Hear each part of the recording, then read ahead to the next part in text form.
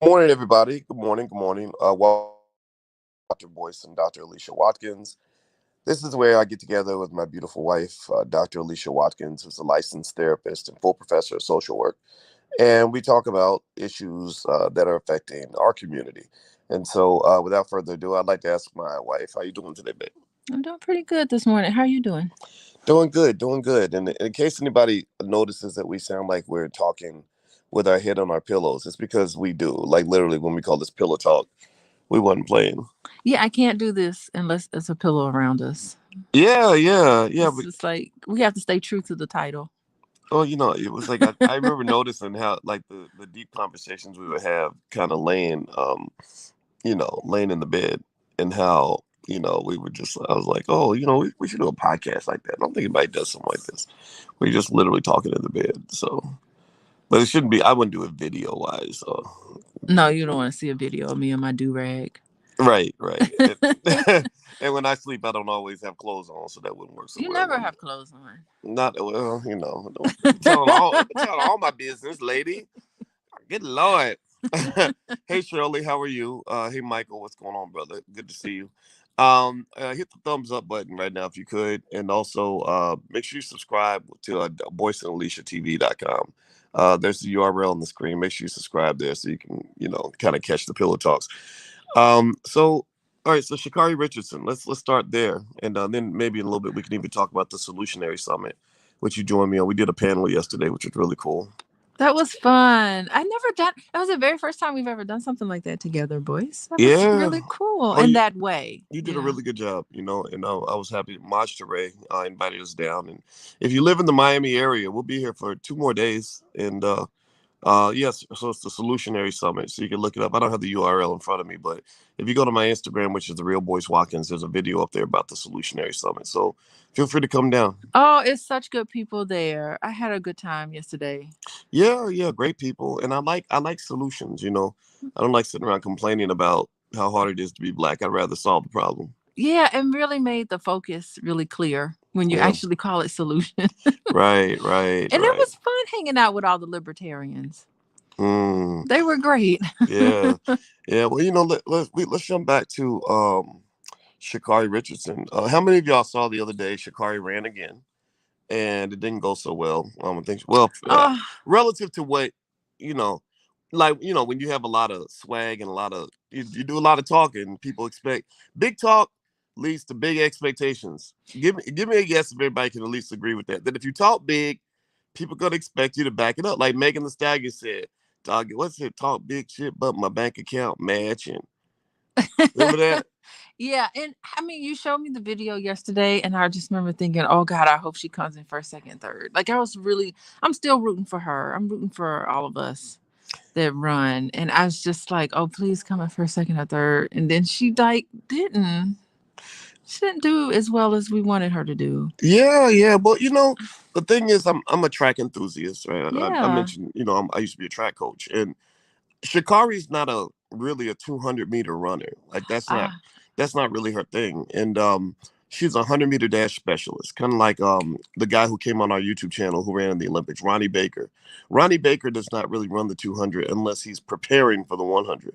Only a few athletes on earth are capable of running both races at that level. The Jamaican women can do it, mainly Sharika Jackson and the woman who the one who got first. What is her name? Shelly Ann No, Price? not Oh. Shelly Ann Fraser. The one that beat Shelly Ann Fraser, actually. I don't know why her name is not in my brain, but she's amazing, right? She can run the 1 and the 2 and do well. Fred Curley can do it. Um, Michael Norman can run. He could actually run the 1, 2, and the 4. He's pretty amazing too, like just like Fred Curley.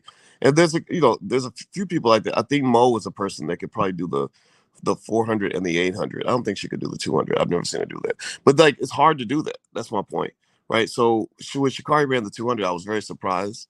Oh. Yeah, I was surprised that the 200 meters was like her first race back after that, last experience, which honestly, it was kind of a disaster. Let's just keep it 100, Hmm. you know.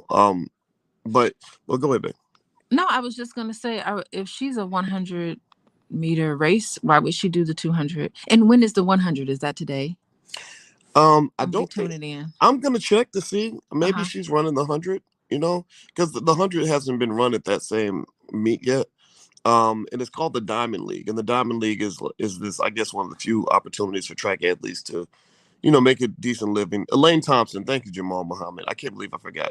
Elaine Thompson Harai. How can I forget her name? Jeez. Second fastest woman since Flojo. No disrespect to her. That lady, my gosh, Good she's one grief. of the ones that can do both. Okay. Yeah, Okay. but I think she actually won both at the Olympics. But it's hard to do that. So Sha'Carri is short, and so that means your stride is not as long typically. That's why I don't typically recall seeing Shirley and Fraser Price doing a lot of 200s, because Hmm. it's hard to keep that speed, like all the way down the backstretch. Okay, yeah, once you come around that turn, you have to like that's when it really kicks in, right? That's Yeah, what I'm noticing. You're yeah, getting me all into track and field now, boys. yeah. Well, I wish everybody was into it, because those athletes deserve respect because there's so many great stories and they're so talented. And that gets back to Sha'Carri Richardson. I one of the things, and I know people. I shared the video of the race on my Instagram, and there was a couple of people, maybe one out of every 20, who would say, why are you trying to tear a black woman down? Why are you attacking Sha'Carri?" And I heard that, right? I heard what they were saying. I can understand how they would feel that way. But what I was actually saying is, no, actually, remember, a black woman won those races, and y'all weren't even talking about those women because y'all were talking about Mm. Sha'Carri. And that to some extent is something where I don't know if I would look at Sha'Carri as the reason for that, or if it was just the energy around her or all the attention thrust on her. But the thing is, when you're putting all the attention on one person, you're ignoring all these other great athletes that have great stories, that have great talent, that really did the work. Like that Mboma sister from Africa that beat Sha'Carri in this race. They got first place. This lady's 18 years old and has the fastest runway speed I've ever seen. I've rarely seen an athlete come down the back straightaway that fast. And nobody was talking about that because everybody's talking about, well, what does Sha'Carri do? What does Sha'Carri do? Well, in your Instagram post, did you put Shakari's name at the top? I did. Okay, so that's probably why people said that. That's a great point. I'm just saying you were No, you were just pointing you're out. 100% correct, and Mm-hmm. I can Mm-hmm. totally hear that. So maybe I shouldn't do that, right? Maybe instead of talking about Sha'Carri, we should just celebrate the women who won. And you're right, but I feel like Sha'Carri, you can't sit here and say Sha'Carri did not bring some of this to herself. Now, yes, she's 21 years old, she's a kid, but remember, Mboma is 18. Mboma could easily be on the internet, swagging it out, Mm-hmm. becoming friends with Cardi B and Two Chains, and talking about how she's so lit and can't nobody mess with her or whatever. And she's actually probably better in some ways than a lot of athletes out here, but she didn't do that. Like, I think there's something to be said about letting your performance do the Mm-hmm. talking. Yeah, I mean, she's a little tiny lady and she has that hair, that bright hair and those long fingernails. And it kind of shine like if when she is racing really well, it looks really good. You're like, wow, look at her go. But the fact that she did less than ideal, I think she has it in her to do much better than that, honestly. And so it's hard to see. It's hard to see her not perform as well. So I'm still rooting for her. I'm still in her corner. I still think she's got potential to carry herself in a way that really shows the best of her, and that she can run in a way that shows the best of her. I have Yeah. hope for her. Well, let me now acknowledge this comment. Hmm. Hit the thumbs up button, by the way, everybody. Please hit the thumbs up button. This is Pillow Talk with Dr. Boyce and Dr. Alicia. And this is where, we just kind of get on and I guess we become two nerdy PhDs who talk about whatever we see in the world. So let me hit Oh, this. Let me show this comment from Dubs Wayne. He says, "I lost a little respect for her after she liked a tweet saying Jamaican girls walk barefoot to coconut trees." yeah, yeah, that's awful. And that was straight player haterology, as Spice One on the in the Bay Area. Shout out to Spice One would say. He's called it player haterologist. Yeah, I mean, she's better than that comment. Why would she do that? That doesn't, she should not respond that way. Well, she is 21, right? So And what? She's 21. Like, I don't even think that looking at somebody's age is an excuse. She could be mm, 31 making those same comments if she doesn't change the way what she's doing. It's like you have to have a winner's attitude. yeah. And her attitude right now is not in the place of winning. Mm. It's in the place of hating. Nothing's gonna go come to you in a way that's of greatness if you're just entrenched in all this negativity. Well, it is real Hmm. deep, like when you are a bragger and a hater at the same time. Like what you're doing is you're putting yourself in a real risky situation, right? It's one thing if everybody goes in a race expecting that they can win. Everybody goes in a race with a lot of confidence. Like 100-meter dash runners, people don't know if they never run track, but the people that run the 100 meters the fastest on the track, it's the biggest, most highly anticipated race at almost every track meet. Everybody wants to see who can win the Because 100. that's the fastest person. You're the Right. fastest woman and the fastest man when you win that 100-meter race. Right. And you Hmm. have to have a lot of swag and a lot of confidence to stand out there and be, and to feel like you have the chance to win. Like it's a real bravado, macho kind of thing. And let's be clear, Sha'Carri's, she's not like a feminine traditionally feminine kind of person. Let's just be honest. Like, when you run across, you thumping your chest and showing your Now, all of that is great. Like, it's great to have that sort of confidence. Like Usain Bolt, look at him. I never once seen him put anybody down, and he could do it That's because so he has true. got to. But he he could do it because he could definitely back it up. But he didn't. He doesn't have all that. He doesn't emulate all of that. He's just like, I'm the best. And he doesn't put anybody down. And they even interviewed him about Sha'Carri Richardson. And he said, I like her. She brings spice to the race or something like that. And I just love my terrible Jamaican. Mm, I do have Jamaicans in my family, so I feel like I can yeah. try to do a Jamaican accent, but my poor Jamaican accent. Anyway, like Shout out to that the is great. Jamaicans.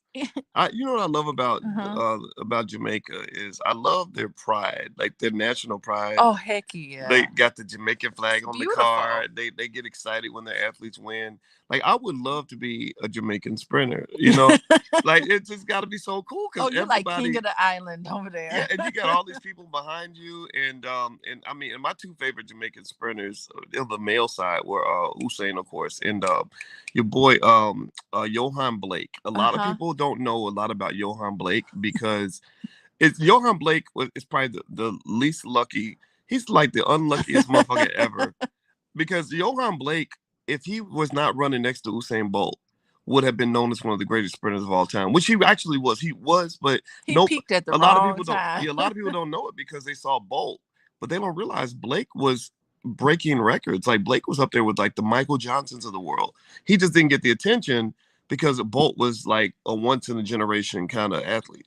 Yeah, I want to make a statement about that. Remember when I did the Fulbright scholarship and Mm-hmm. I went to the Caribbean? I Yeah. spent I spent 5 months being around really intelligent Caribbean Black women who were social workers. Mm, And I miss them dearly because yeah. it was just great to see people who look like me. We all had, even though they're Caribbean and I'm African American, we were joined at the hip. Like we saw the world in such a similar way. And I felt confident coming back from Guyana Mm-hmm. and being around Caribbean, and I spent a lot of time in Jamaica, being around Jamaican social workers, and just that whole energy. I felt like I was doing better because the people around me were so positive and great. Like I just felt wonderful. And then I came back to the United States, and then I got the United And States then now experience. you're a minority again. You're It was you're a I Negro. was so I'm like I'm dying to go back. Like if I could just if I could create a world for myself, I would love to be a social work educator in the Caribbean. Yeah, and I almost and you know what? And the A real classroom full of Black students who really want to be there and really want to learn. I could just go on and on about oh yeah, like psychologically what it did for me as an educator and a researcher. I performed at my best because it was encouraged, and you can tell when people around you want you to do well, mm, you do well. mm.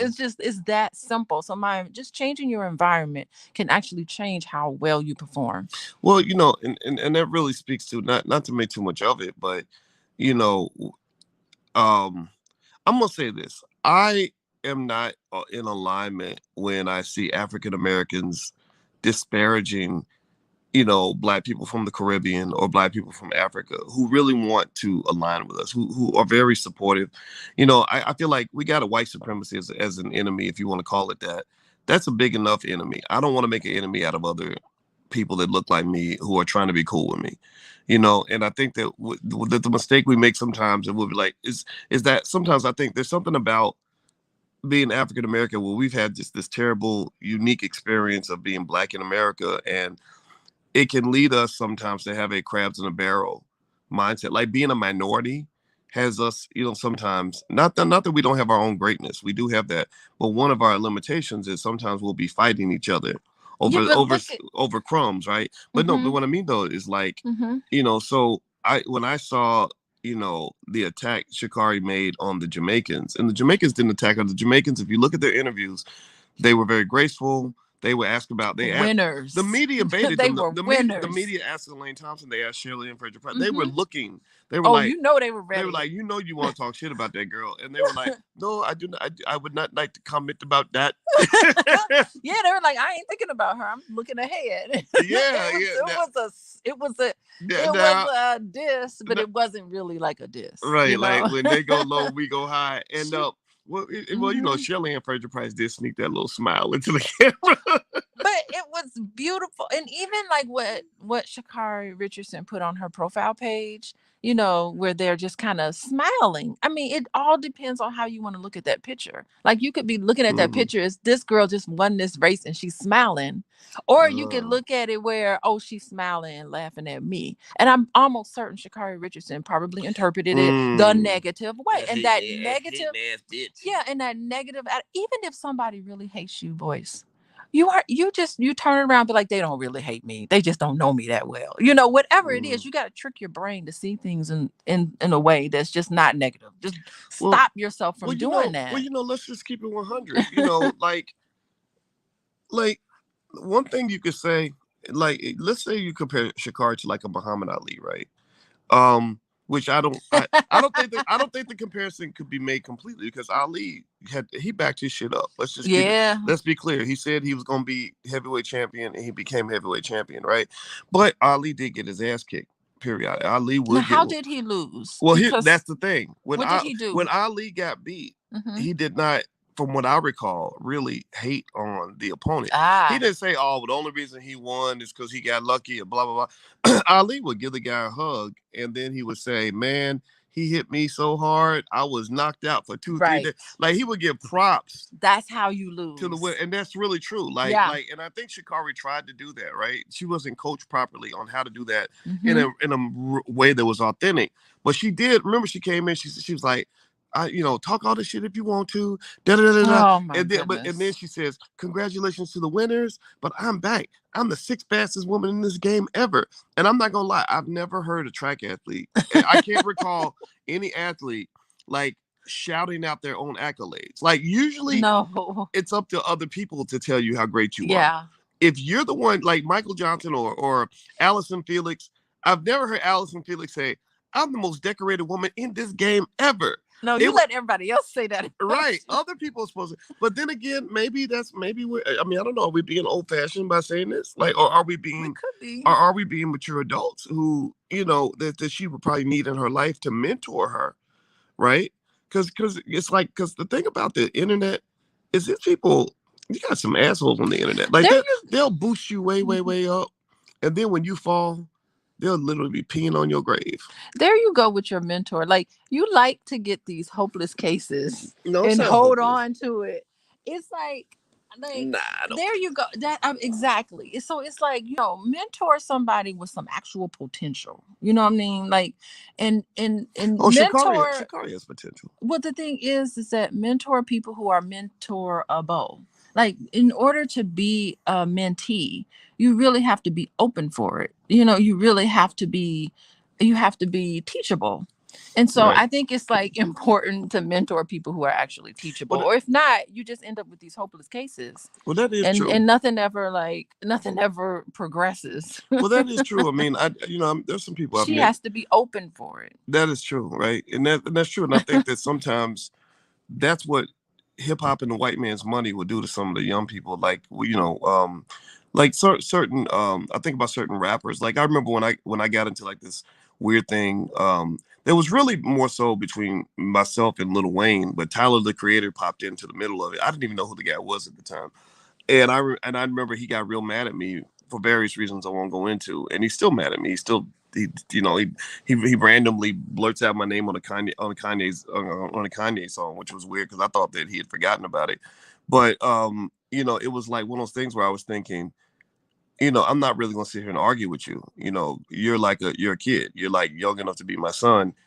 If you want to talk to me, call me and we'll talk in private, and I'll explain to you why as a Black community we have to be clear about what types of messages in the music we will tolerate when you're talking about our people.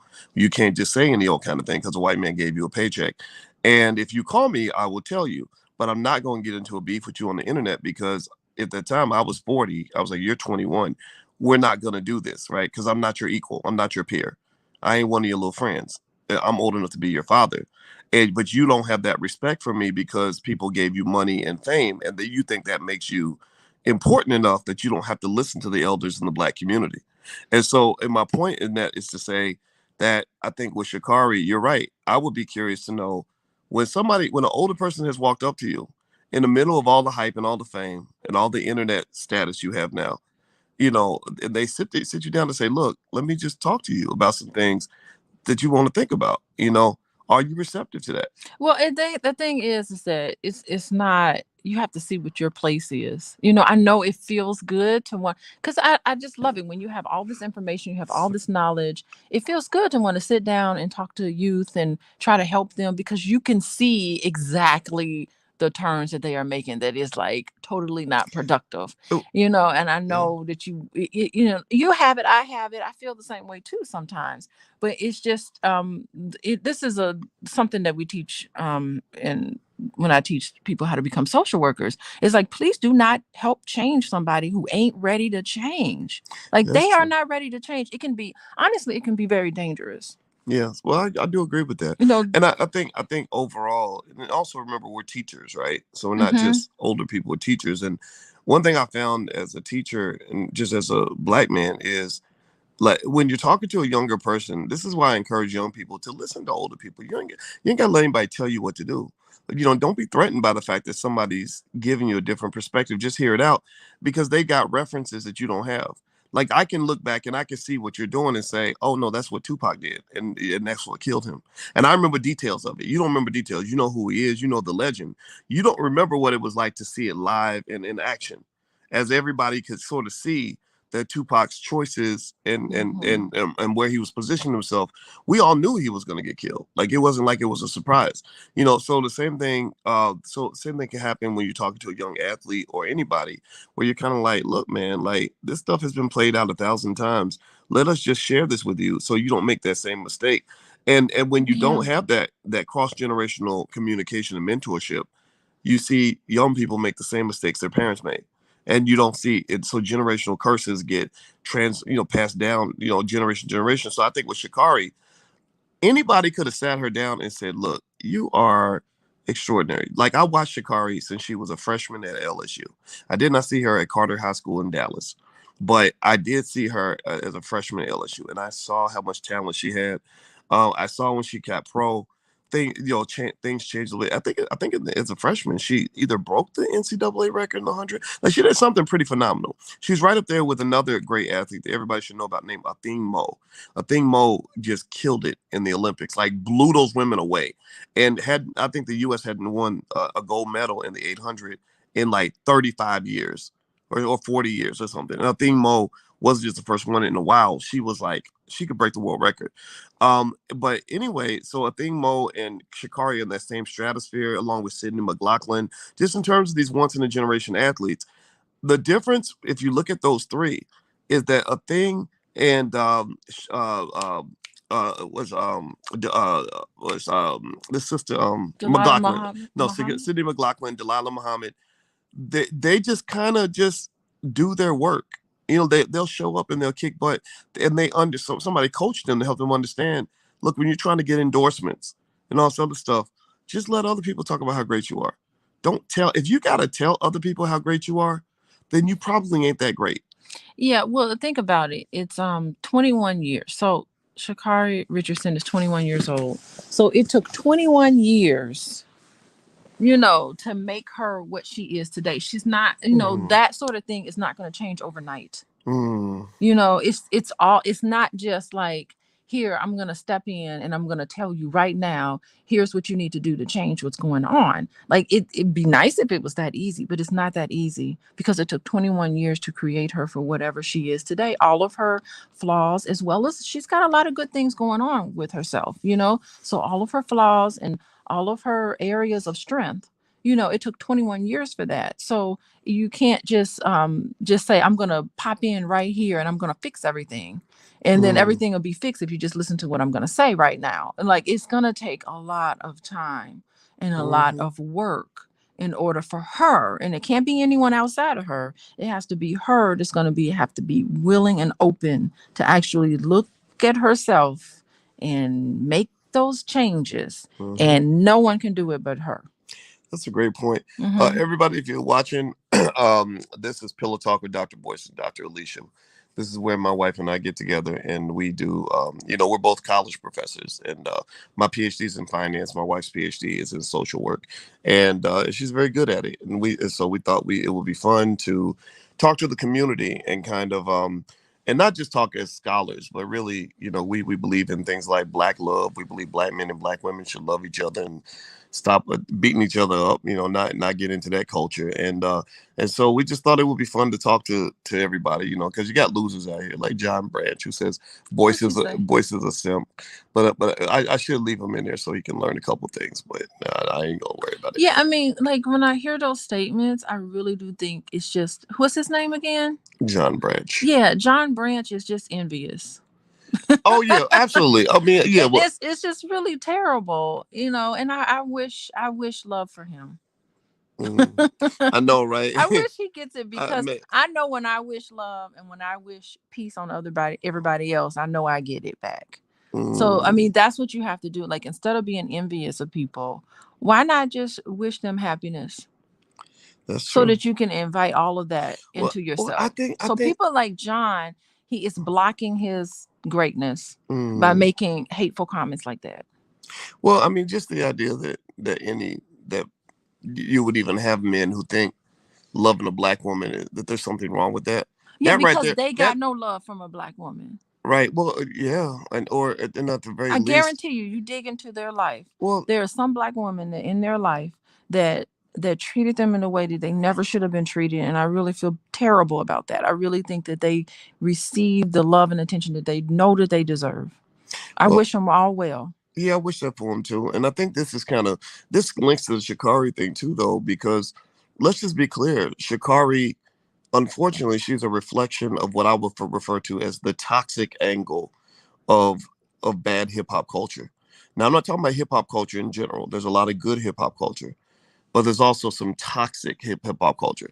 This idea of bragging to other people like I'm better than you, I'm superior to you. You saw her; she's imitating rappers. She became friends with people like Cardi B and all that, and it's all about talking your shit and all this other stuff. And what it kind of does is, and part of that toxicity has been the consistent message again that white companies are funding this, big white racist corporations are funding the hatred of the Black woman. Like they're Mhm. funding this idea that it started in the 90s when Snoop was like, I don't love these hoes. And somebody's paying him millions of dollars to say, I don't love these hoes. Like, and all women were kind of being thrown in that category, and it became this thing where people said, yeah, if you love these hoes, you simping. Like, in so many words, right? And so this anti love sort of ideology, which a lot of people don't have that. A lot of people are very happy to see a Black man and a Black woman who love each other. Like that inspires them. But there are some people, some guys who are confused, who think, wait a minute, if I fall in love with a woman, that means I'm a simp. That means I don't want to be no simp. I want to be a pimp. Right? Like think about this. You guys think about how often you hear rappers say, look at me, I'm pimping. Why the fuck? Who taught you to glorify pimps anyway? That was Black exploitation like movies in the 70s and 80s. My daddy talks about that. He says when they put out the Mac and Goldie the Pimp, all the young Black men were like, I want to be a pimp because pimps have power, pimps have control, And it's just like, no, bro. Like pimps are not good people. Why do you want to imitate the very thing that makes everyone afraid of you? That makes everybody hate you, that makes your children not respect you. Hmm. That ain't cool. Yeah, I mean, and even and all of us desire to be in a relationship. I'm sorry, I'm still continuing that. All of us desire to be in a relationship. Nobody wants to be alone. Everybody wants that special someone that they can be with. People desire it. It is innate in you when you were born. Yeah. We were just relational beings, and when I see somebody who's actually turned that into, I just, the rejection of women. If a man who's heterosexual, of course, has a rejection of women like that, deep down inside they really want to be close to a woman. They really want to be with Mm. a woman that they could love and trust and care for, and when they see somebody get that, they get upset by that. It disrupts them Well, what and it is, their way of well, what thinking. it is, Hmm. I think guys that have that pimp mindset, like on the pimp as many women as possible kind of thinking. I think they see love as a vulnerability that is threatening to a man, because when we fall in love and then it doesn't work out, it's hard to climb out of that. Like I don't know if they say, I guess they say women can overcome it a little bit better because they have friends they can talk to and all that, and guys just kind of, like, I know guys when they love real hard, and so they're like, I can't make myself that vulnerable to another person, because And then they become very bitter and angry. yeah, and so maybe so Hmm. then it's like, yeah, in order, they start thinking about it the way you think about people, the way stock investors think. If you buy a stock and you put all your money into one stock, which actually in financial theory that's bad investing. You're not supposed to do that. But if you put all your money into one stock and that company goes bankrupt and you lose everything, well, the next time around somebody will say to you, "Hey, don't put all your money in one stock. You spread your money out." That's what I teach my students in investing is you diversify. Diversification. You Hmm. diversify. That way if one thing goes down, the other one doesn't. So I think that a guy that does carry that pimping mentality says, "Look, if I got four women and one of them goes south, I'm not going to care because I got three more." So that decision to pick one woman and say, I'm going to pour everything into that woman is a heavy ass decision. And it must be considered carefully before you do it. That's why, I would tell guys, I say, look, yeah, I did invest in my wife heavily and go all in with her. But don't think I didn't think about it and make sure that this was a good move. Because you do it with the wrong woman, it can be devastating.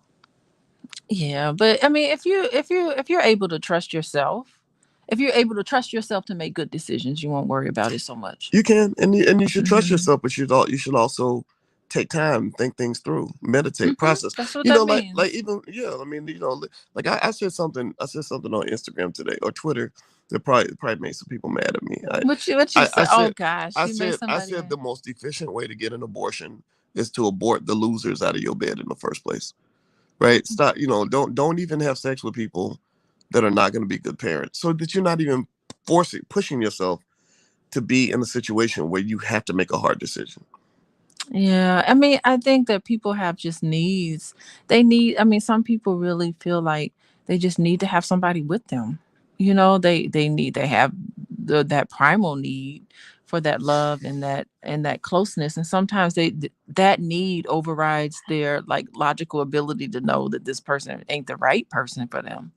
But they just want to have that. They want to have that closeness with someone, and then who's available, who's around. That's what they go with. That's true. Yeah. By the way, I forgot to mention What? Alicia. Sometimes people want to follow you on social media. I should Oh, tell them.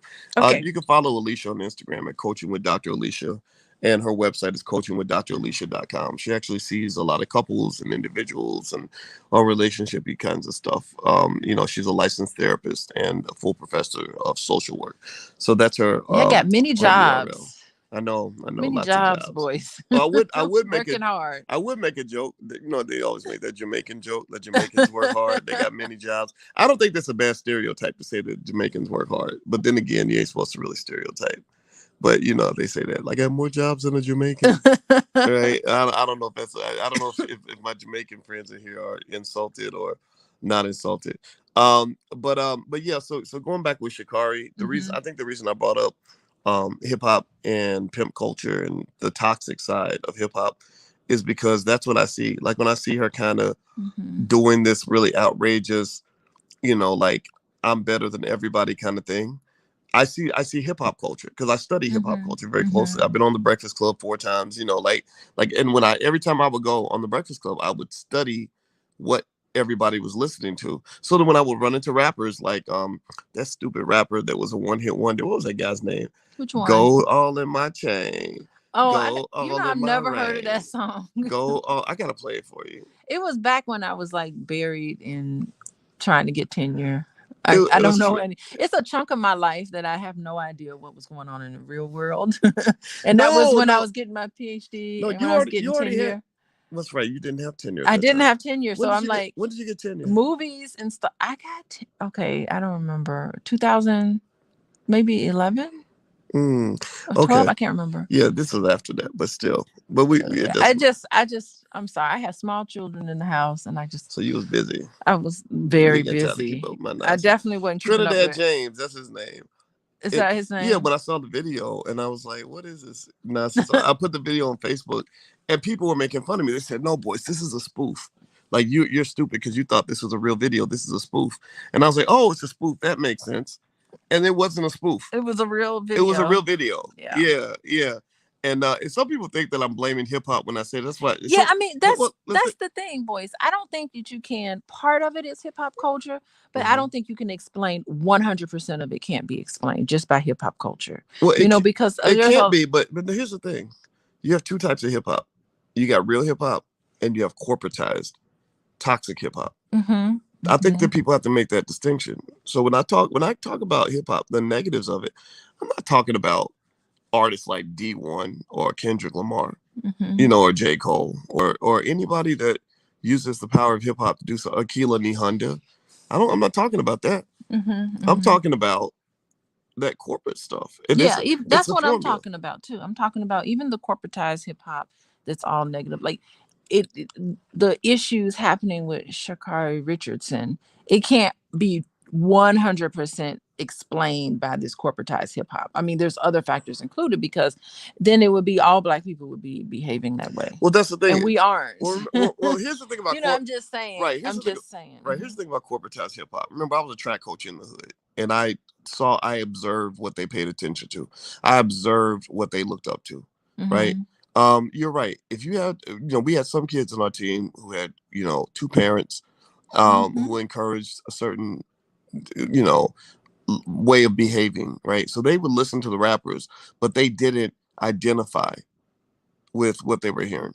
But you get that kid who doesn't have a lot of guidance, who's got the single parent who doesn't have much time to spend with. But there are also single parents that didn't identify. Right. So we don't want to demonize family structures. We're not demonizing, but at the same time, we're not going to pretend like having two parents is always the same as having one. If you have two intelligent people in the house, that's different. Like you and I being in the house is very different than if I was in the house by myself with the kids. Like your role is invaluable and my role is invaluable. Doesn't mean we couldn't make it on our own. Like I could probably raise the kids by myself if I tried real hard, but they would lose a lot by not having a mama. Exactly. But I just wanted to say, like, I just don't want to get into a space where we are saying that the hip hop culture is taking over only for single moms. No, I just don't want to. It's not. It's all about push that. Well, what it is it's about who's gonna watch a rapper and say that person reminds me of myself. So the analogy I use is imagine you're in the Cotton Club in 1905, and there's a Black man on the stage doing a minstrel show. Right, and he's cooning out, and he's doing, it's a balls, doing that ignorant stuff because that's what some of the hip hop becomes. It's a modern day manifestation of the old school minstrel show. So the bus boy is Black. He's a poor kid that ain't making much money, and he's watching this show happen.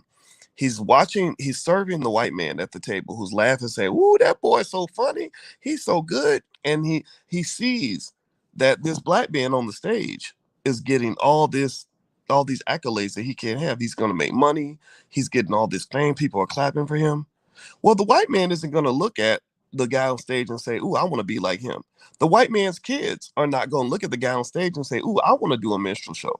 But the little Black boy, who's the bus boy, is going to say, "Okay, so that's my come up. That's how I can come up as a Black man." We emulate what we see that identifies with who we think we are. Right. So if I hear a rapper that says, I'm from the same hood as you. I grew up just like you. I lived just like you. Now look at me, I'm shining. All I had to do was make some songs about my WAP, make some rap about killing black people, make some a rap about my diamond and my jewels and how I'm better than you.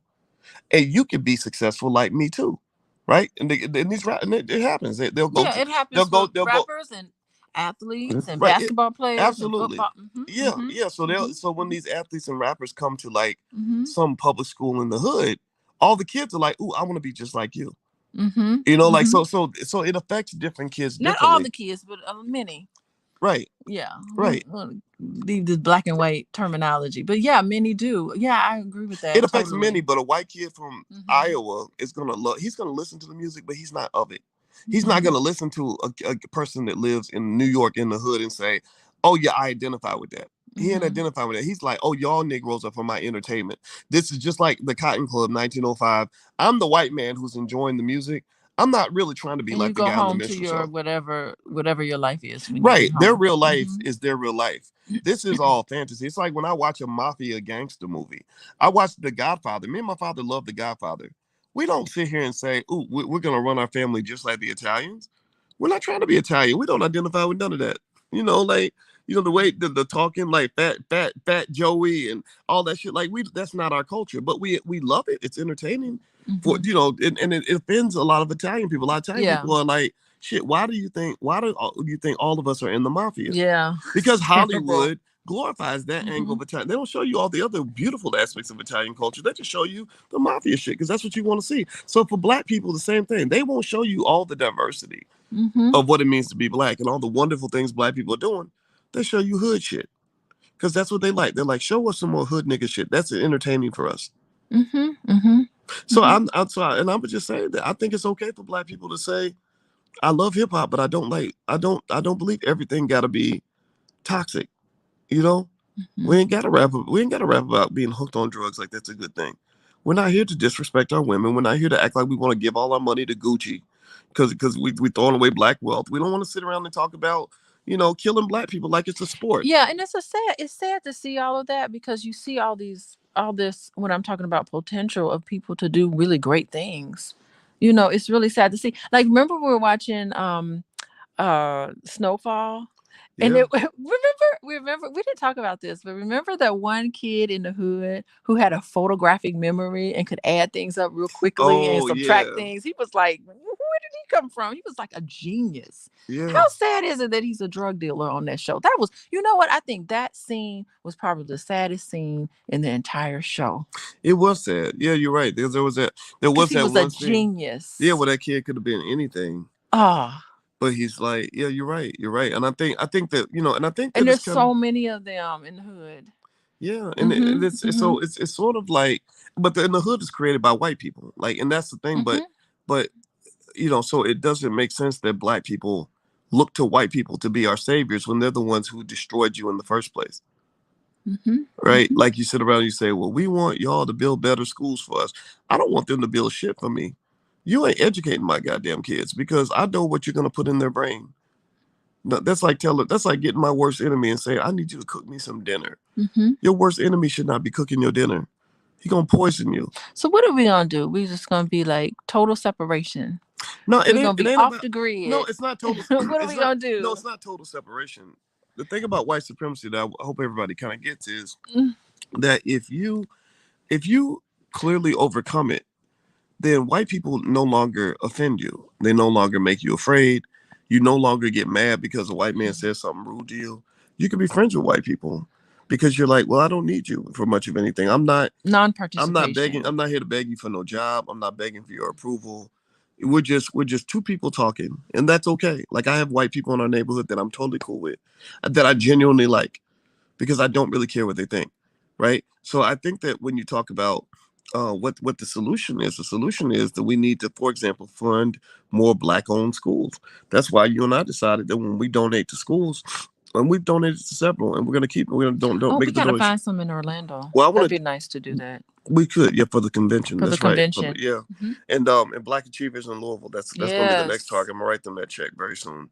I want to support things that are gonna educate our kids and empower Black educators to do it.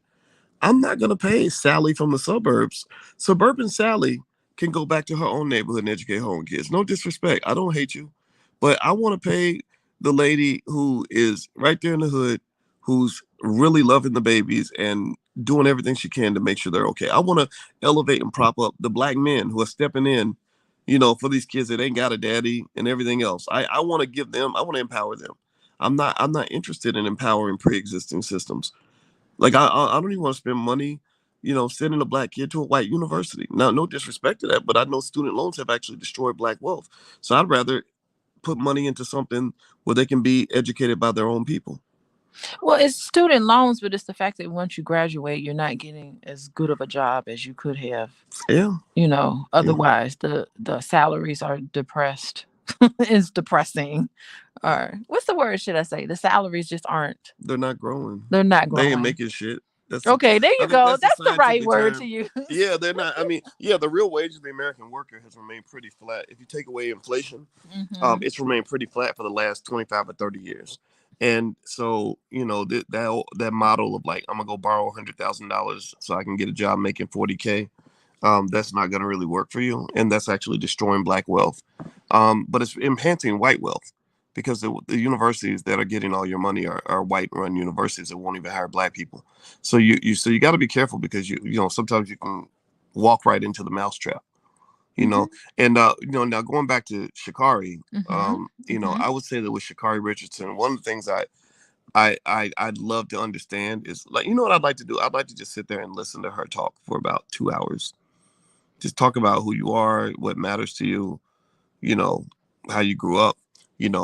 I'd be curious about her mother, the situation. Whenever you hear about a kid that's raised by their grandmother and their aunt, like she said, her parents were her grandmother. No, she was raised by her grandfather too. Her grandfather's there too. Mm-hmm. Mm-hmm. Okay, I didn't see anything about the grandfather, but so maybe he passed. I went to her Twitter page. Okay. And she wrote in there about her grandfather. Okay, too. Right. Well, let's keep it 100. Grandparents ain't supposed to be raising kids.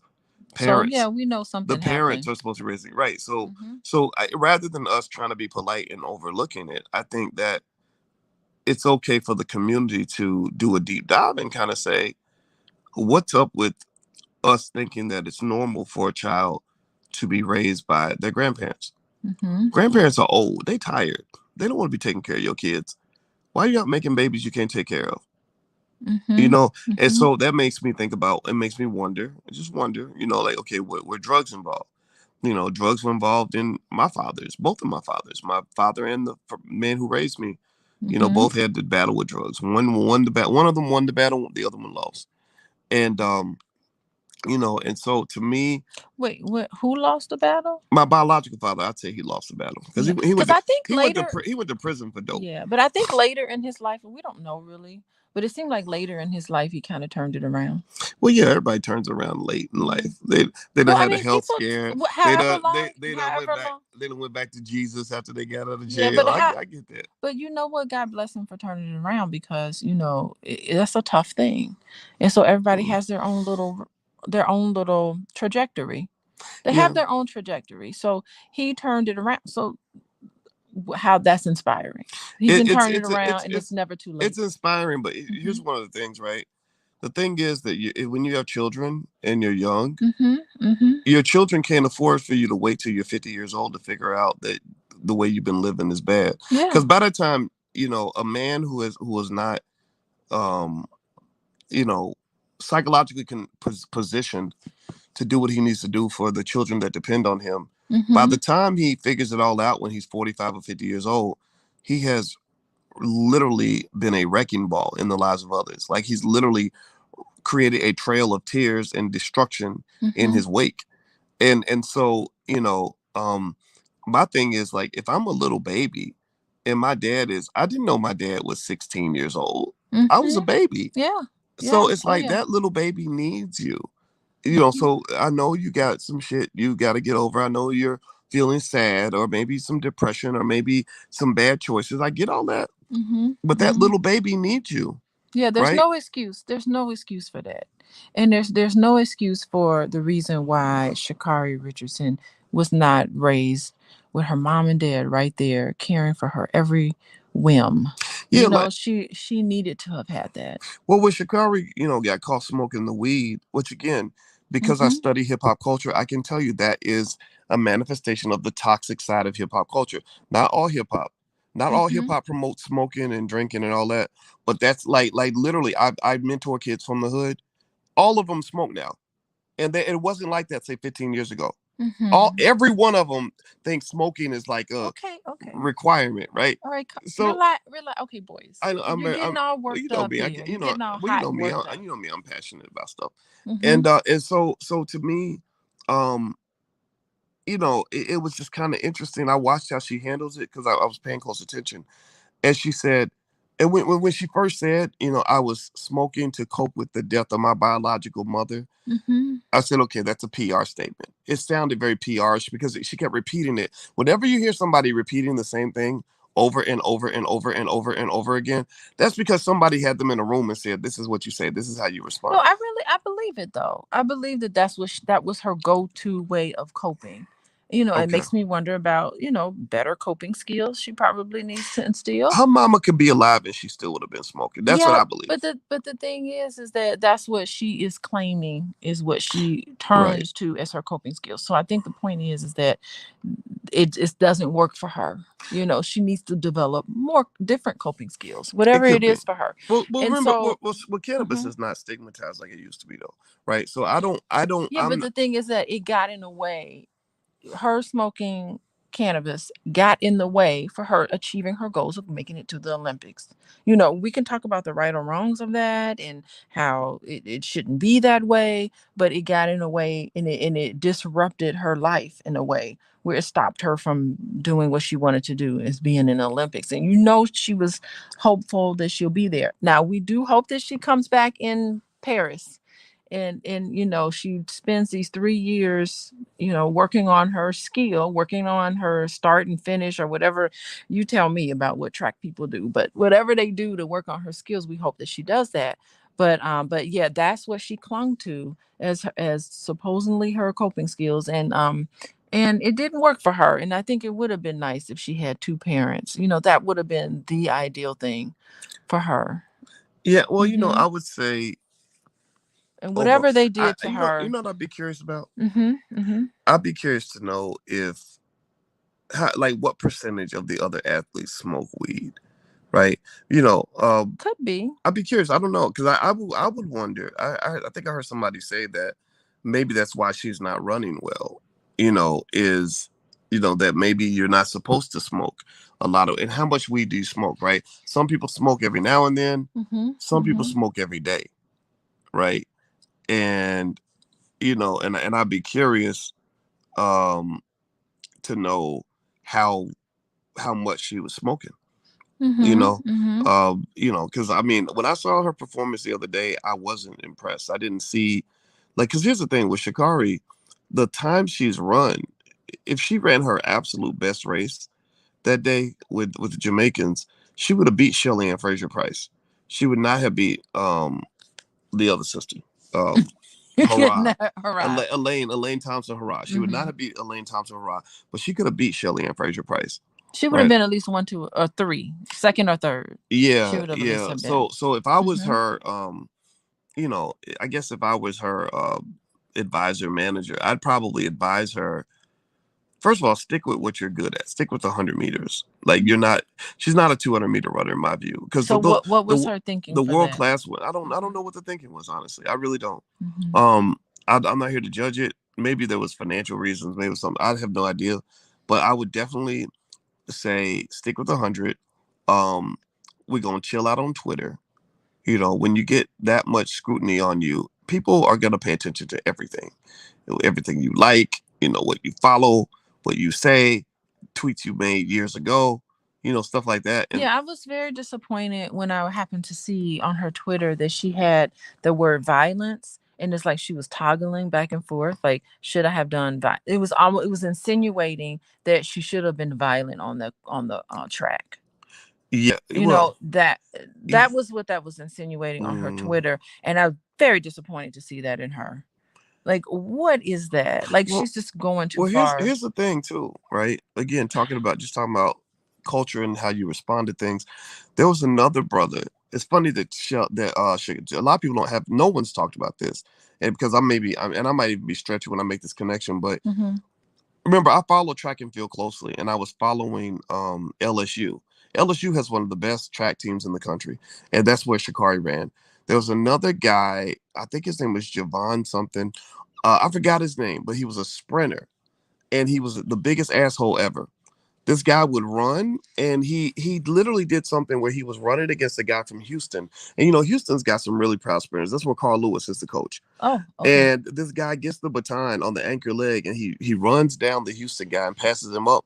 And at the end of the race, he does some weird ass like macho stuff where he turns and chest thumps the guy, like turns like yeah, do what, right? And the guy like just ignored him. The guy just kind of walked away. And everybody's like, dude, calm down. Like, what is wrong with you? But anyway, here's the other interesting thing. So this guy, again, he was a complete clown. Mm-hmm. He was very talented, but he was a clown.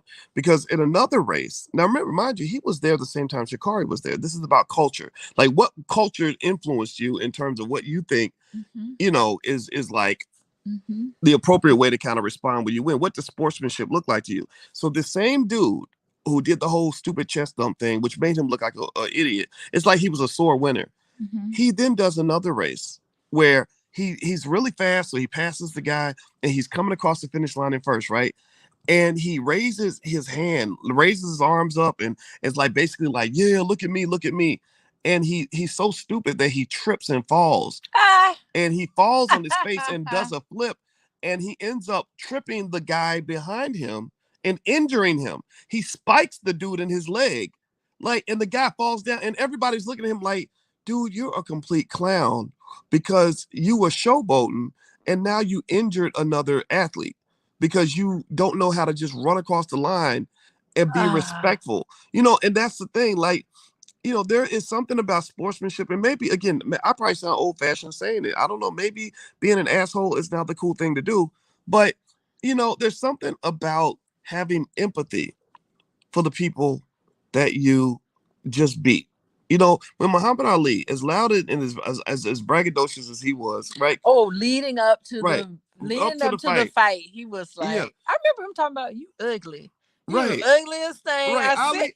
In fact, I love Ali. Ali's my number Oh one. my Well, goodness. Ali, I'm from Louisville too, right? My grandma went to high school with Muhammad Ali. Like I'm right there. I know a million stories about him. I grew up loving him, still do. But here's the thing. Gorilla, was it gorilla Gor- in Manila, yeah, or Gorilla in something? Manila. Yeah, Yeah. yeah. So here's the thing. Here's the thing. Like with Ali though, one thing about Ali was he had empathy for his foes, whether he won or lost. You saw a type of graciousness after the fight Mm-hmm. that Ali always had. Even if he could, even if he whooped your ass, he would still go over and give you a hug and say, "Man, that was a good fight." Or if the guy put up a good fight and really hit him hard, he would say, "Man, he hit me so hard, it was like I was knocked out." Or when he met Mike Tyson, he didn't. And he was older now, right? Ali's older. Mm-hmm. Tyson's the young hot boxer, right? At that Yeah. time, Tyson's at his absolute peak. And him and Tyson were giving each other accolades. They Yeah, were, he was like, it's a good thing I wasn't fighting against you. yeah. He He didn't said say that. like, "Oh, I would have whooped him." Because remember, Wilt Chamberlain was different. Wilt Chamberlain was like, "Oh, if I played with Michael Jordan, he wouldn't be able to do all that stuff. I'd knock that stuff out the park, and I could play. I'd be better than him, and he couldn't play in my era." And Jordan was just like, "I could play in any era, right?" Like, come on, get your old ass to the side. Like, stop, trying to compete. Like, Oh just my gosh. step off the mantle. Like, you're not the man anymore, right? But Ali was like really gracious toward Tyson. He literally said, "No, if I fought you, you would kick my butt." And Tyson was like, "No, no, no, I couldn't defeat you." Right? And that's what you kind of do, like that respectfulness of your adversaries. Show respect for the work of other people. And I think that's probably, if I had a little bit of a pet peeve with the Sha'Carri thing, it would be the fact that everybody wants to make this about like, "Oh, you're tearing this black woman down. Oh, why y'all talk bad about this black woman?" Well, first of all, Are we really talking bad about her? no, I don't think I we don't are. think we But there's are. always somebody who's going to say that, right? Mm-hmm. Like when I posted the video, they're like, "Oh, why are you talking bad about?" Look, first of all, when you draw that extra attention, you asking for that shit. Like if I was out here telling everybody right now, like I'm Dr. Boyce and I'm the best and I'm gonna make $100 million this year, I'm gonna be the greatest. I can't be stopped. I'm gonna go out here and I'm gonna accomplish this and do that. Well, then I'm creating a spectacle around myself. Right? People are gonna watch the spectacle Well, who to is see she? if I can actually do what I say I'm gonna do. Well, let me finish this point. Then Okay, be go quiet. ahead. So here's the thing though. The other reason that the Sha'Carri thing was a little bit troublesome to me is, remember, everybody's talking about, oh, well, what about that poor black woman that you talking bad about? Well, guess what? You forgot that there's 8 other black women on the track that You said that. that you completely ignored because you're paying attention to the one who's the loudest, not the one who's the most talented. You're giving props to the one who brags the most about herself, not to the one who's graceful in victory and defeat. Well, you know, you're celebrating the one who's the most ignorant, not the one who presents herself in an intelligent way. So maybe you're the one who's actually doing all the hating because you're ignoring all these talented black women who deserve respect and attention. Like Mboma, that woman that beat Sha'Carri the other day, is one of the greatest athletes in the history of her country. And ain't nobody saying nothing about it because everybody talking about Sha'Carri. Yeah, I'm just thinking I'm gonna comment on the fact that Sha'Carri wants to brag and stuff. She's bragging because she's trying to convince herself of it. Usually when people start saying I'm the greatest, I'm the best, I'm bragging like that, she doesn't believe it. And she's trying to get herself to believe it. Oh, that's and so deep. she's trying to repeat it out loud so that she can kind of like she's saying to herself, I have to be this way. It's almost like an afraid thing. She doesn't believe it. Wow, that's Because deep. if she had believed it, she would have done better on the That's track. true. If you just know it, you ain't really got to say it. Yeah. So she doesn't know it. She doesn't believe in herself. Well, that's she a good does point. not. Well, you know what's interesting? You know what that makes you think about, your comment? It makes you think about, remember in The Matrix when Morpheus was training Neo and he said, don't think that you're faster than me. Know that you're faster you than are me. and believe in what you know. Yeah, you have to believe just in what know you it. know. Like if you just know it, Yeah. you ain't gotta think it. Because when you're thinking it, you're like hyping yourself up. Like I'm gonna. You're convincing yourself of something, and you know deep. Why are you convincing yourself of it? Because deep down inside, you know that you're a loser. Oh, ouch! Stop that. That was. Well, or deep down, you feel like you're a loser. No, she I know. don't think. Hold on, I don't think Sha'Carri's a loser. we both know she does not a loser, but she thinks she's a loser. Oh, that's deep. She thinks she's not good enough. I'm the 6th fastest woman in this game ever. How can she think that she's good enough? How can she think that she's good enough? She doesn't think that she is. Well, you saw her. I mean, one thing I don't. Maybe I'm reading too much into it, but man, when they showed her face, the way she looked when she raced the Lane Thompson hurrah, how she's looking down as she's just kind of straggling across the track. She's embarrassed. Yeah, that poor She's thing. embarrassed by it because she is living up to what she knows she did. Dang. You know what she's doing. She knows she's not good enough. She knows she surprised herself that she won that race. Look at how she won. She won as if she had never been there before. Like win yeah, I won because I win all the time. Like let winning be the normal thing. It wasn't normal. Winning was so surprising to her that she ran up in the stands and gave her grandmother this big hug. That was so over dramatic. You know, it's because she didn't believe it. She doesn't believe in herself. She does not believe in herself at all. Well, you know, and it shows. Well, the hard part is that I think, and I do agree with you. I think that Sha'Carri might be in that dilemma a lot of great athletes run into, where you've been dominant at every level until you imposter syndrome. You get to the highest level, and the thing is that it's like I think about it like in basketball. There's some players, like let's say you're 6'6", which is pretty tall if you're a high school player, but it's not very tall if you're in the NBA. So if you are a 6'6" guy and you're always used to being the tallest guy on the court, what happens when you play against a guy who's taller than you? Yeah, because you're a big fish in a small pond, and now you're just a regular fish in this big old pond, and now you have got to rise to the occasion. And it really deep down inside, like when our son went to high school, he went to like a high school for like really smart people. Yeah. And on the back of their shirts, they said, what do they say? Big fish in a small pond is no fun at all. And like it's Mm, almost like saying they're telling them, yeah, you were smart at your homeschool, but now you're in the mhm. school with a whole bunch of people who are really smart. So he went to school for like supposed to be really intelligent. Well, I think they are really smart in math and science. And they're saying now you're around everybody else who's smart in math and science. You're around everybody else who was number one track star of their college, number one track star of their high school. And so now you're with everybody else. So it's a whole bunch of big fish in a big pond. That's a So good how are point. you going to rise to the occasion? It's like we putting that stress on you, putting that pressure on you. What you going to do? That's such a good point, and I think that's, I mean, and that, because I mean, those athletes are they're scary good. Like Yeah, they, everybody's yeah, great. like they, You could be the greatest out of mediocre people on your team, but now you're among a whole bunch of people who well, are just as great as you are. Hmm. everybody on the track. I mean, when you watch something like even a Diamond League meet, like the one Sha'Carri was in the other day, every single person on that track is one of the greatest sprinters in the history of their country. That's right.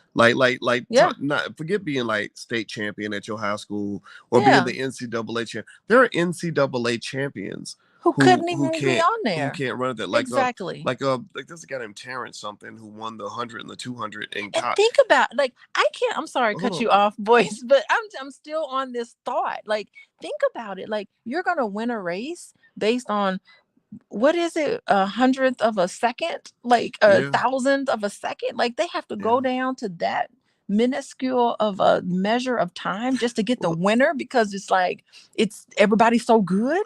think about it Oh like my this. Well, goodness. here's an example like Hmm. Michael Norman, who is one of the fastest 400-meter dash runners in history. He ran the 100 against Fred Curley and Trayvon Bromell. And literally the difference between first place and third place was 4/100ths of a second. Good Like, yeah, grief. Norman ran 9.98. The winner ran 9.94. Oh, goodbye. I mean, Like it's crazy. I would just be a mess because I'd be thinking, oh my God, if I hadn't eaten Cheerios the other day, like it really can be. It's your diet. It's everything about your life that Hmm. can affect how well you do on that track. It's psychological. It's like where is your mind space? Everything has to line up perfectly. You have to have the stars have to line up a certain way, and you had to have had good night's sleep. You can't have Mm. no drama in your life, which That maybe she that probably eliminates had. Shikari. It That's eliminates one thing. you have to have a nice peaceful, your mind has to be right. You have to eat the right foods. You have to drink the right amount of liquids. I Well, mean, it's just you got really something. All the you gotta different know when to put your weed down. you gotta you can't you can't smoke you into gotta the have night. like you gotta have all the conditions need to be a certain way for you to perform such that point. What was that? 0.8 like What? several seconds off the time. It's the way the wind was blowing. I couldn't believe that wind blow. The way the wind happened to be blowing at whatever degree makes a difference on your time. Yeah, it does. It makes a Unbelievable. huge difference, and that's really true. I couldn't imagine performing under those. I'd be smoking weed too, honestly, if I had those type of conditions. Well, I Like wouldn't I want to would be. be Well, I wouldn't want to stressed be out. I wouldn't want to be a professional track athlete. Like my No. goddaughter. My goddaughter was very smart. She went to Columbia, and she was the number one high jumper in the United States in high school. And I wanted her to use her talent to get a college scholarship, which she did. And after that, I didn't put any pressure on her to like go further. I was like, yeah, you're great. And I coached her. She's that good of an athlete where I think she could have went to the Olympics and all this other stuff. But to be quite honest, I didn't want her to have that pressure. I didn't want her, and because she didn't really like sports that much It's anyway. just She just, unbelievable the amount of pressure yeah, they put on people. yeah. She Hmm. used her talent to go to school, and that was it. I was like, look, at the rest. If you like this stuff that much and you want to be obsessed about it, then do it. But if it's not that big of a deal to you, then it's not that big of a deal to me. It's your talent. I just couldn't believe I couldn't be able to function in that type of sort of thing. I'd be Mhm. out. I'd be like, peace out. I'm out. I'm out a Yeah. long time before these Yeah, people well, you're are. right. So you have to be Hmm. super competitive and Yeah. super committed. So, like, if you look at the mindset of like a Delilah Muhammad or Sidney McLaughlin, they want to win no matter what. The reason I also believe the reason Usain Bolt, the reason he was so loose and free and everything else, is because he was one of the few athletes in Hmm. history that had a margin of error. Like most people can't break the world record and just jog across the finish line. Like Usain was that talented, like where he could run against the fastest men on earth Mm-hmm. and beat them by 10 meters, you know. So that's why you saw him dancing and being silly and fun. The other guys are like, you look at them, they're like super focused. They're like getting pumped up because they know they need to eke out that last hundredth of a second to win. Trayvon Bromell is the fastest man on earth who has been beaten several times this year. He got beat the other day. Yeah, and I just feel like how devastating that's got to feel. Because to be a track athlete at that level, your whole entire life, from the time you wake up in the morning till the time you go to bed at night, everything is about track. You have to either be all in 100% or it ain't gonna work And for it, you. and it You ain't. can't do track. Like, you know how we go running every other, well, I run with Yeah, me and you, we run together every other day. right. So, we run together every other day. That ain't working. You have to be like running all the time. Well, And everything has to be about well, running. It's like also, it consumes your whole life. And even people, I can understand why people get burned out and don't want to do it anymore. well, what it is, I mean, also remember they don't make that much money. That's the other thing. Like track Oh athletes my don't get goodness. paid what they're worth. And the other thing that Who's people paying your the other thing rent? that people also forget is that it takes a lot of effort to be in the top 1% of a profession, right? If you're in the top 1% of accountants or the top 1% of carpenters, like that's a big deal, right?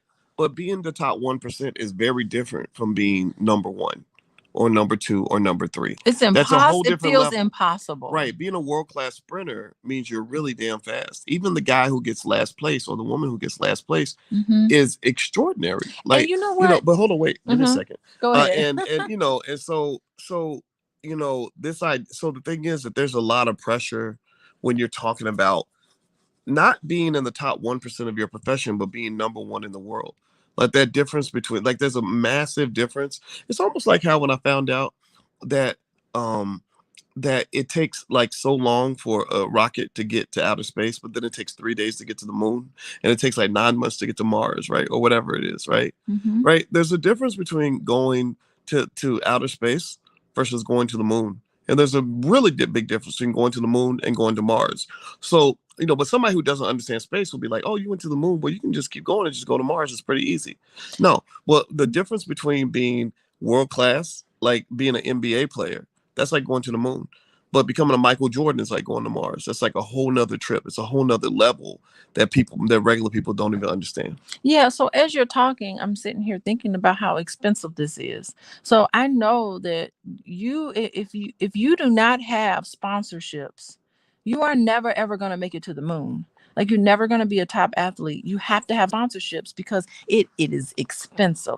You have to have the shoes, you have to have the clothing, you have to have the equipment, you have to have the right food around you. Like, this stuff is top-notch expensive stuff. And so if you don't have like Nike giving you money and supporting your lifestyle. And so you got to fly all over the country sometimes to train and to do commercials and to do all of these things that they're going to be asking from you. It is a lot of pressure to do that so that you can make other people happy, so that they can sell those shoes that you're wearing. And when you're on there, you have to have the little outfit with the little Nike logo on it, and that's what you represent. So, I mean, it's expensive. And if you don't have those sponsorships, you lose those sponsorships, it's over for you, even if you could have been number one. Well, I would never want to be an athlete at that level. I would Hmm. rather just represent athletes. Like That's why seriously. a lot of people do that. Yeah, Hmm. because it's like rap stars. Like, E40 had a song where he said they found a new nigga next year. And it's Yeah. basically like you're the hot guy, and you think you're gonna be hot forever, but no, you'll be hot for about a year. And then somebody else will be hot. And then but if you just represent the athletes, then you could just represent whoever happens to be hot at the time. And I Hmm. think that's I think that's really the way to think about the business of sports or almost anything.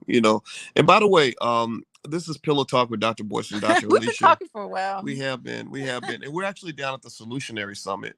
Mosh Teray is hosting the event, and we did a panel yesterday. I'm going to do a financial panel today. So if you happen to be near Miami or anything, feel free to come by and say hi. You can actually go to my Instagram. My Instagram is the real Boyce Watkins, and you can actually see information on Solutionary Summit. And also, if you want to subscribe to this channel, you can go to boyceandaliciatv.com. That's the URL on the screen right there. And also, Alicia is going to join me at the All Black National Convention at the October 29th through November 1st in Orlando. So if you'd like to join us, we got about probably 25 different experts in various aspects of Blackness who are joining us to form solutions for the Black community. Everybody from Dr. Claude Anderson to Vicky Dillard, Riza Islam, Nuri Muhammad, Akila Nihonda, who's the hottest new rapper out right now, who's kicking butt. Just so many great people.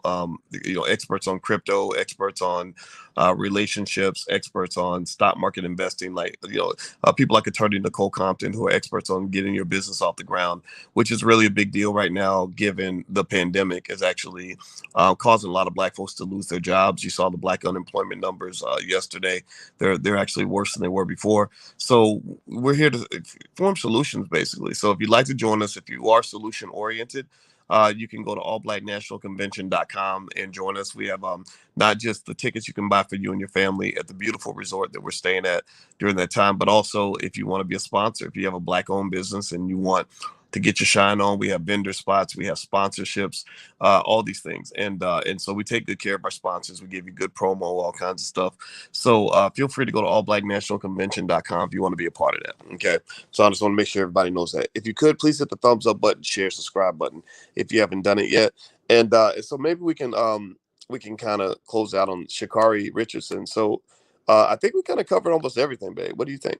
Yeah, we covered it. We went around the moon twice We really, we on this really did. topic. We really did. Yeah, yeah. Well, I think to summarize, I wish Sha'Carri the best. And I would just say that I think she's learning the hard way that talking a bunch of shit in track and field at the world class level just doesn't work. You could do that in high school. You could do that in college, even. But you get to that professional level, it's a different game, right? Ooh, she got to eat some humble pie. Yeah, yeah, and I think just and not even and I wouldn't let I would encourage her, like, don't let yourself be overly influenced by people who don't have anything at stake. Like your little stupid friends on Instagram, they don't really care nothing about you. They just there for the show. These little rappers that fly by night rappers that suddenly are paying attention to your sport because of the controversy, but they're gonna move on to the next thing. Oh, you think this is like her 15 minutes of it stardom and well, then she'll fade away or what? it could be. I mean, it's like it's easy to get caught up in that hype where you really be like, oh, Cardi B really is my friend. And you be, I got Cardi on the text. I'm gonna text Cardi. Well, when you ain't hot no more and you get in fourth place, Cardi ain't gonna text you back.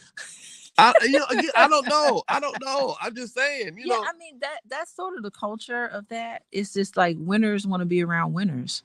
Yeah. And nobody wants to be around losers. Well, and that's one of the reasons why I don't like being too close to celebrities, because I kind of know, like, okay, the reason you're here right now is because you have a temporary interest in whatever it is that you think I can do in your life, and I respect that. I get that, right?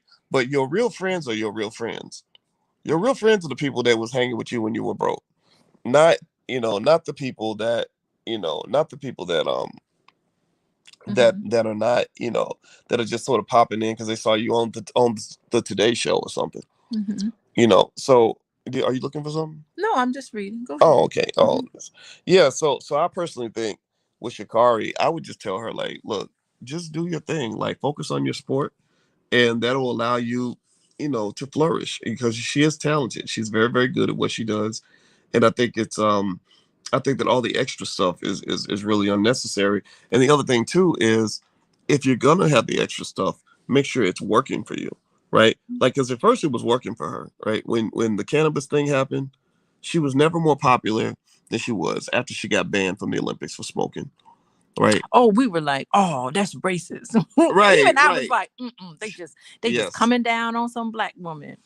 Yep. She needs to. They just mad because she beat all those people out. Like, I really was like, I instantly go to that. Yep. And at that point, and you know what I would have done? At that point I would have kept Sha'Carri off the track as long as possible. That's right. Let's build anticipation for your next race. In the meantime, we're gonna go get you some sponsorship deals with cannabis companies. We're gonna go renegotiate with Nike, and we're gonna lock it in. That's right. We're gonna lock in some guaranteed money. Oh, well, you know, Nike was gonna put some. They're gonna put Hell some yeah. small print in there about Well, your they image. might, but you know what? I'd be like, I want 50 million with 49 million guaranteed. Seriously, like Yeah. y'all gonna have to really take we gonna live in the moment right now. We're not gonna do nothing that's based on like the what ifs and things that could change. And then after all that's done, then I say, okay, it's time to go back on the track. Let's put you in the right situation. You are a 100-meter dash specialist. We do not want you in a situation that's going to make you look bad. You are not going to run against anybody from Jamaica.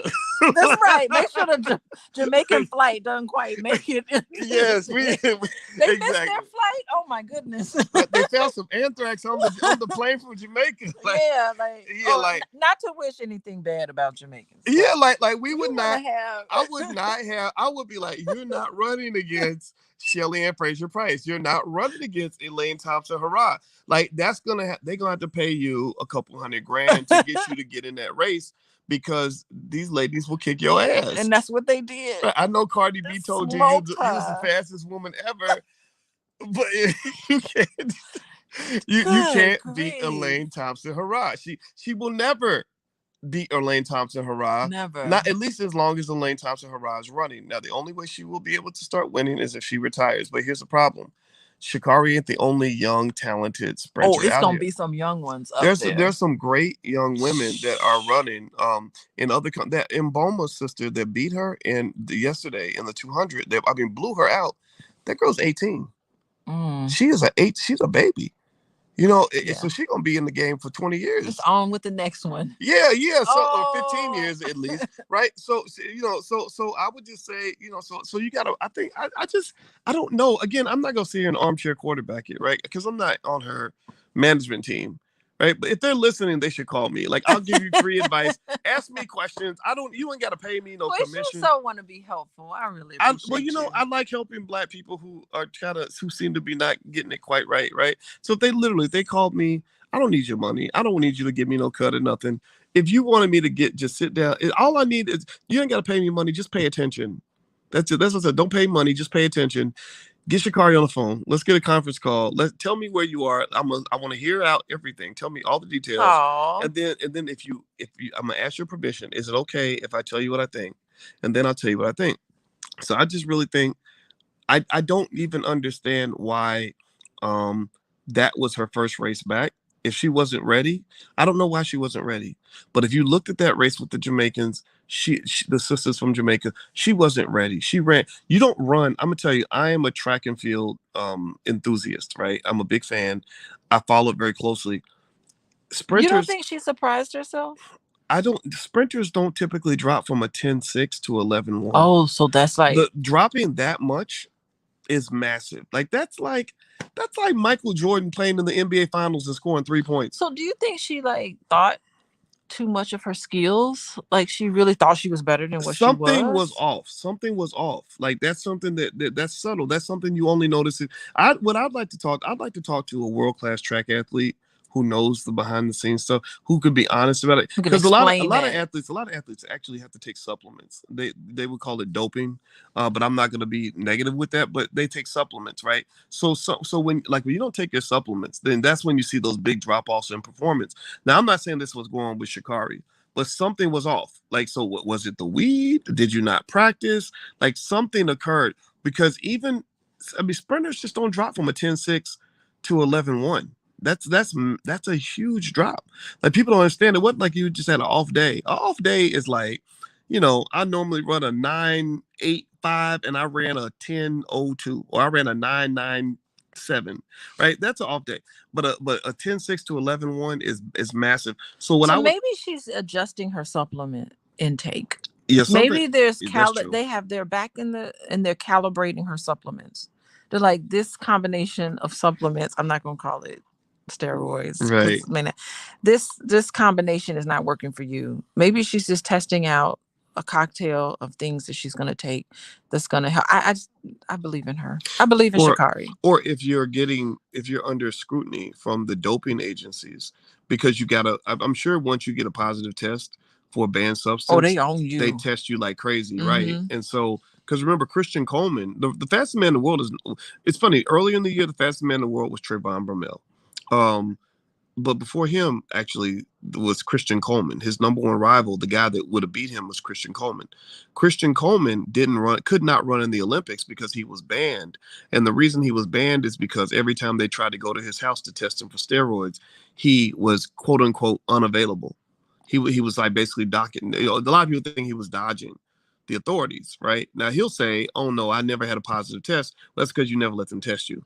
It's like when people Well, get pulled I over would have for been drug. like, well, he should have come at my house at a time where I was around. Right, right. I'm a busy person.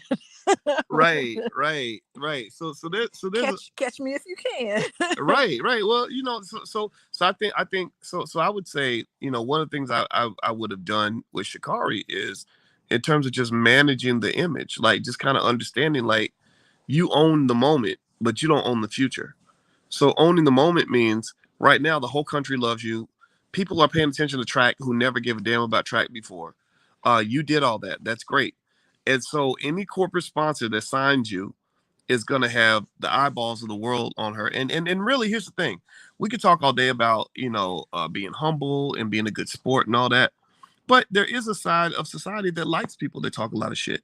Like the hip hop culture.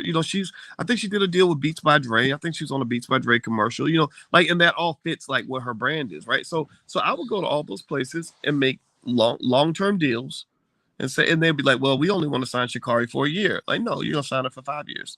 You're gonna pay a bunch of money up front, and it's gonna be guaranteed. Well, she can't broker that deal right now. No, now So she her can't. her Now, window is closed and shut. well, it's She gonna closed have and to shut. win. The only way she can open it back up again is if she does something that I don't honestly think she can do, and that is she's gonna have to become the best in the world or close to it at the 100-meter dash. I think she can be the best in the United States. But Elaine Thompson Hara is too good. She can't beat her. Shelly Ann Fraser Price is older though. Shelly's gonna retire. Mboma, who beat her this week, she ain't never gonna beat that girl. That girl ran a 21.8. That's smoking. That's some fast. I mean, that's some heavy duty. So I don't really see where she goes from here. Honestly, I really don't. So that's my 2 cents. Go ahead, All right, but I wish her the sister. best. I wish her the best. I really was just intrigued. I know I talked about the Sha'Carri stuff probably 4 or 5 times, but it's because I really it's a personal thing. I'm intrigued with a few parts of aspects of the story. I'm intrigued by. First of all, I'm a big track and field fan. I've been a track and field fan since a lot of people didn't even know I used to be a track coach until this came up and I started talking about it. I used to coach the West Side Track Club in Louisville, Kentucky, not too far from where Breonna Taylor was killed. Like that was my spot, and I loved it. We used to travel all across the country, and that's where I met my daughter Carmen. Like she became my daughter. I adopted this baby because I just love that she was 9 years old. Now she's 31. But I still see a cute little wonderful 9-year old. I love her to death. And I've always been a big track fan, but then also it's like intriguing to me because I'm intrigued with the influence that like maybe hip hop culture has on like our youth and stuff like that. I'm intrigued with the business side of it. Like, okay, how does this affect our brand? There's a mental health psychological aspect of it where you're kind of thinking, like how do you deal with that when you get all that attention, right? I think on the when you talk about the internet creates a lot of insta fame, and I watch people's behavior. Like I've seen people go from having like no followers to suddenly they got 100,000 followers, and then suddenly you think the whole world cares about everything that you're doing and everything you're thinking. That's not true. They don't really give a shit about you. They ain't really thinking You're about you just the like that. next hot thing on Yeah, the yeah, internet, and yeah. then if you don't have any substance to you, you're not gonna sustain. That's But true. you boys got lots of substance, baby. Well, I'm gonna tell you, I don't. I You good? respect. I don't underestimate Mm-hmm. the opportunity when it comes to having a big platform. Like I have about 330,000 on Instagram, 318,000 on Instagram, Mm-hmm. and about 1 million followers actually on YouTube on different channels. I see that as a huge, wonderful opportunity to improve people's lives, to help people in every way I can. Right? Like I love teaching. I love teaching young Black people so they can have maybe that father figure they never had, or that Uncle Boyce that can give them some thoughts that might help them in their life. Right? But I don't overestimate the importance of it. Right? I don't think I'm the center of the earth. Like I don't. Yeah, and you also share your YouTube page. It's not like it's just Boyce Watkins page. I mean, there's a lot of other people that can get on there, and Yeah. I mean that's applaudable. Yeah, well, I share my Yeah. page because I think that there are so many black people out here Mm-hmm. that that should be heard, Yeah. and nobody hears them because white people didn't put them on TV. Like I met a young brother who and he seemed like he was a little frustrated. He's a smart brother. His name was David. I met him at the Solutionary Summit, and this brother, he's from Miami, and he did 8 years in prison. And the brother came out and he identifies with Malcolm X because he feels like he's like a manifestation of that energy. Like, I'm gonna take everything negative and make it positive. I was so impressed with him, and he's growing food in the hood. Like, he's got all these urban gardens That's so great. that he's doing. And he's well spoken. He's very passionate. Yeah. And he had a lot to say. And I said, man, these are the people that our community needs to hear from. Yes. They need to hear from brothers and sisters that are like really building and really doing something special in the community, not just people that are getting attention for being ignorant, or talking about immature, stupid things, because we got so many platforms where you got 45-year-old men who sound like teenagers. It's like, dude, you're in your 40s. Like, say something wise. Like, say something to a young 25-year-old that's going to keep him from getting himself in some fucked up situation because nobody ever gave him any guidance. And that's what I think. But then again, do I sound frustrated? Oh, am I shaking my you fist in the air shaking your again? fist in the air, Boyce, again. Yes, You don't want to be. we all need to shake our black fist in the air and say enough of this bullshit. Like, we need grown-ups on the internet. That's it. I feel like all of us who are grown, who have a little bit of a platform, we are the parents of that generation. And like my daddy and my mama used to say, I'm not one of your little friends. So no, I am gonna sound like a guy who's not trying to be cool. I'm trying to be correct, whatever that means. So anyway, I'm gonna go, guys. All right, so I'm ready for some breakfast. Yeah, let's eat breakfast. All right, everybody. Well, have a good day. And by the way, you can subscribe to BoyceandAliciaTV.com if you want to catch our pillow talks, and you can catch the recordings and stuff like that. And also, Alicia, you can follow Alicia at Coaching with Dr. Alicia on Instagram. CoachingWithDrAlicia.com is her website. If you're interested in taking a look at that. If you could also please hit the thumbs up button and subscribe on your way out the door. And one more reminder, the All Black National Convention takes place at the end of October.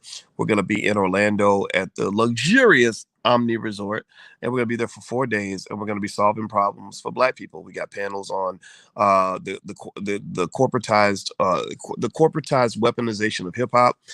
We've got panels. We have a panel called Pandemic Politics that we're doing with some really great people like Riza Islam and Nuri Muhammad, and Angela Stanton is coming. A lot of really smart Black people.